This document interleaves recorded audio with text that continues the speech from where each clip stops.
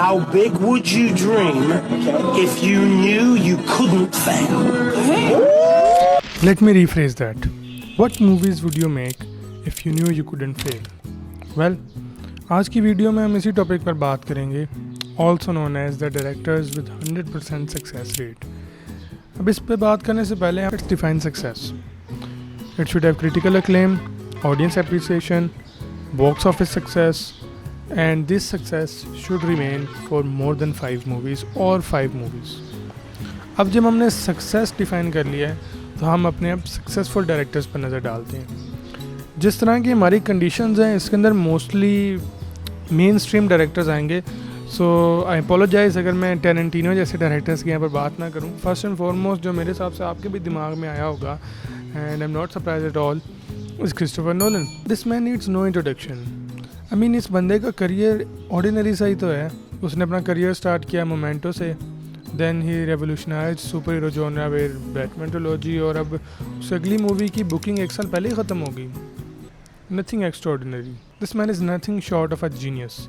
अगर आप उस बंदे के लाइफ स्टाइल पर जाएँ तो ऐसा लगता है कि is living a life of an inventor. He doesn't use mobile phones, he loves Fast and Furious. If you want to use practical effects, he'll crash a plane into the building, and if you want to use CGI, he'll get the Oscar. सबको ही पता है कि Interstellar में जो black hole हमें दिखाया गया था वो 3 साल पहले ही क्रिस्टोफर नोलन ने प्रेडिक्ट कर दिया था कि ऐसा दिखता है, और जब 2019 में इसकी फ़ोटो निकली ब्लैक होल की तो वो एग्जैक्ट वही चीज़ निकली. So you know how much of a perfectionist he is. और कई लोग नोलन को काफ़ी बेसिक डायरेक्टर कहते हैं, लेकिन मेरे हिसाब से is a very sharp and well calculated director, क्योंकि उसकी स्टोरीज़ और काफ़ी ज़्यादा शार्प होती हैं. They don't bore you as much. He doesn't waste his creativity in modern electronics, और मेरे ख्याल से यही वजह है कि इनकी हर मूवी काफ़ी ज़्यादा इनोवेटिव फील होती है. The next one would be David Fincher. मैं बिल्कुल सरप्राइज़ नहीं होऊंगा अगर आपने नाम नहीं सुना हुआ, लेकिन मैं तब सरप्राइज़ ज़रूर होऊंगा अगर इनकी एक न एक मूवी आपकी फेवरेट्स में ना हुई. Zodiac sign, Social Network, The Girl with the Dragon Tattoo, Curious Case of Benjamin Button, Panic Room, many more. This man was once the most in-demand director of Hollywood. और वो मेरे ख्याल से इनका सिग्नेचर है वो मूडी, वो warm lighting और वो ग्रीन टिंटिंग, और वो मेरे ख्याल से ना वो इन्हीं पे सूट करती है, वो किसी और डायरेक्टर पे सूट नहीं करती.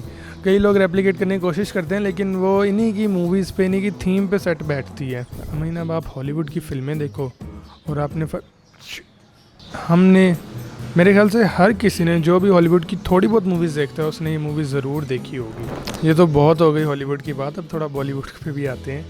तो why not Rajkumar Hirani.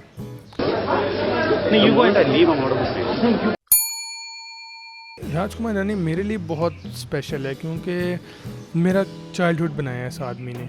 I mean इसकी क्लासिक्स देखें आप, मुन्ना भाई MBBS, लगे रहो मुन्ना भाई, 3 इडियट्स, PK, संजू, ये वो फिल्में हैं जो मैं देखता हुआ बड़ा हूँ. और मेरे ख्याल से एक बहुत बड़ा फैक्टर जिनकी मूवीज़ में वो है रिवॉचेबिलिटी फैक्टर. आई मीन आप मुझे इनमें से कोई भी मूवी कह दो कि यार दोबारा देख, तो मैं देख लूँगा, इवन दो कि मैं सारी फिल्में 3 बार देख के बैठा हूँ. तो ये पिक्स अ रियलिस्टिक थीम, और उसके अंदर जो एक शार्प कॉमेडी होती है और एंड में एक ब्यूटीफुल मैसेज के साथ वो बंदा मूवी ख़त्म करता है. बहुत कम डायरेक्टर करते हैं. वैसे तो वीडियो में और भी लंबी कर सकता हूँ एडगर राइट, डेनिस विलेन्यूव और जॉर्डन पील जैसे डायरेक्टर्स को गिन के, लेकिन मैं बात करना चाहता हूँ कि how can you become the director with 100% success rate. मेरे हिसाब से 3 चीज़ें हैं भाईजान. आप ये 3 चीज़ें फॉलो कर लो, then you will be one of the greats. The first will be evolve but have your voice. मेरे ख्याल से ये हर फील्ड में ये अप्रोच अप्लाई होती है कि you have to constantly evolve with the situation but you have to keep your voice. मैंने कई बार कहा है कि film making is an ever evolving field. लोगों के टेस्ट दिन ब दिन बदलते हैं, ट्रेंड्स बदलते हैं. जो चीज़ पहले काम कर रही थी वो अब काम नहीं करती है. जब आप शुरू में इंडस्ट्री में आएंगे then you will be new, interesting, exciting. एक आपका टेस्ट बनेगा, एक आपका स्टाइल बनेगा. लेकिन अगर आप उसको इवॉल्व नहीं करेंगे then you become tiring, exhausting, cliché.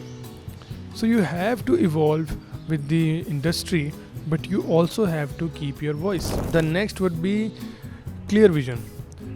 मैंने जो अभी लिस्ट की नहीं है आपको, इनमें से अगर हम डेविड फिंचर को निकाल दें तो बाकी के 2 डायरेक्टर्स राइटर भी हैं, डायरेक्टर भी हैं, यानी कि इनकी मूवीज़ में written and directed by this लिखा आता है। तो इसका फ़ायदा क्या होता है? देखिए, इसका फ़ायदा ये होता है कि when you are the writer and you are the director, then you have the most clearest vision in the whole crew. जितने भी लोग इस प्रोजेक्ट पे काम कर रहे हैं उनमें से सबसे ज़्यादा क्लियर विजन आपका है। You have a final product in your mind, और जब आपके दिमाग में फाइनल प्रोडक्ट क्लियर होता है then you know how to get at the destination. तो मेरे ख्याल से तब आप फॉल्टर नहीं करते हो, तब आपका मूवी के वो थीम नहीं बदलती बीच में, मूवी का पेस नहीं ख़राब होता, मूवी डिसकनेक्टेड फील नहीं होती, यानी कि मूवी फील कोहेसिव लगती है, कोहेरेंट लगती है, एक आदमी, एक वन मैन प्रोजेक्ट फील होता है। तो मेरे ख्याल से देखो, मुश्किल बहुत है। टेरेंटिनो ने कहा है कि It's hard work to go to that blank piece of paper and start from square one. Start from scratch every single solitary time. You are at the bottom of Mount Everest every single solitary time, and everything you've done before not only does not help you, it could even like hang over your head. तो मुश्किल तो बहुत है एक blank paper से लिखना, लेकिन अगर आप ये करते हो तो मेरे ख्याल से ये सबसे प्लस पॉइंट होता है कि आपकी वो जो मैंने पहले बात की, हैव योर ओन वॉइस, तो ये उसमें सबसे ज़्यादा अच्छा बैठता है, क्योंकि जब आप खुद लिखते हो तो वो आपकी इनर आइडेंटिटी उस पेज पर आती है और वही पेज से स्क्रीन पर जाती है। And the third, last but not the least, open yourself to criticism, accept criticism. देखें, बहुत बड़े बड़े डायरेक्टर्स हैं, एक बड़ी प्यारी मिसाल है M Night Shyamalan. Is a great director और उसने बड़ी क्लासिक्स बनाई, अनब्रेकेबल, ग्लास, और इस तरह की मूवीज़ बनाने के बाद वो आदमी क्यों इवॉल्व नहीं कर पाया? क्योंकि उसने क्रिटिसिज्म एक्सेप्ट नहीं किया। वो आदमी जो एक टाइम पे हमें क्लासिक्स देता था, अब वो अपने बच्चों के फील्ड करियर लॉन्च करता है। तो अपने आप को क्रिटिसिज्म से ओपन करें। Once you start believing that you are 100% complete, वहीं पे आपका डाउनफॉल शुरू हो गया है। फिल्म मेकिंग, सिनेमा एक ऐसी फील्ड है जिसके अंदर आप कॉन्स्टेंटली लर्न करते हैं, और इर्रिस्पेक्टिव कि आप ज़्यादा एक्सपीरियंसड हैं, you may learn something from someone who is much more inexperience than you. Anurag Kashyap ने कहा था कि मैं कई ऐसे डायरेक्टर से वो चीज़ें सीख रहा हूँ जो मेरे से बहुत टाइम बाद आए हैं। ये तो हो गया ना, सुनहरे बाग देख लिए हमने। What is the cost of success? देखें, 2 बातें हैं, बहुत गहरी हैं। जब आप सक्सेसफुल मूवीज़ डिलीवर करेंगे तो आपके साथ एक एक्सपेक्टेशंस जुड़ जाएंगी, लोग आपसे उम्मीदें रखेंगे, बड़े बड़े स्टूडियोज़ आपसे उम्मीदें रखेंगे, तो you will not be able to make 1 or 2 movies in a year. आप गैप लेंगे, आप ब्रेक लेंगे, आपकी फिल्में 2-2 साल बाद आएंगी, तो 2-2 साल तक तो भाई किसी को आपका पता नहीं लगेगा कि आप कहाँ हो, कहाँ गए, कोई बात नहीं होगी। लेकिन जब आपकी मूवी आएगी तो हो सकता है पूरा साल या आधा साल तो ज़रूर आपका ही चर्चा होगा। और ये मेरे ख्याल से टेरेंटिनो का केस हमारे सामने मौजूद है कि he doesn't make movies in every year, but when ever he makes, तो वो पूरा साल बात होती है कि भाई टेरेंटिनो ने इस साल मूवी बनाई है। So the next cost would be lack of experiment. देखें, जब आप जितना ज़्यादा इस फील्ड में सक्सेसफुल होते जाते हैं तो आपके पास एक्सपेरिमेंट्स का मार्जिन कम होता जाता है, क्योंकि एक्सपेरिमेंट्स के साथ आते हैं रिस्क। और जब बड़े बड़े स्टूडियोज़ आप पे इतना ज़्यादा इन्वेस्ट करते हैं तो रिस्क का मार्जिन बहुत कम होना चाहिए, वो रिस्क को नहीं एक्सेप्ट कर सकते।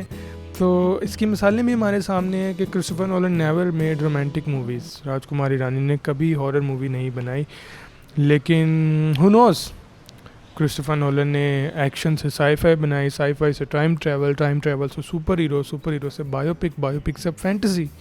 सो who knows, he might make romantic next.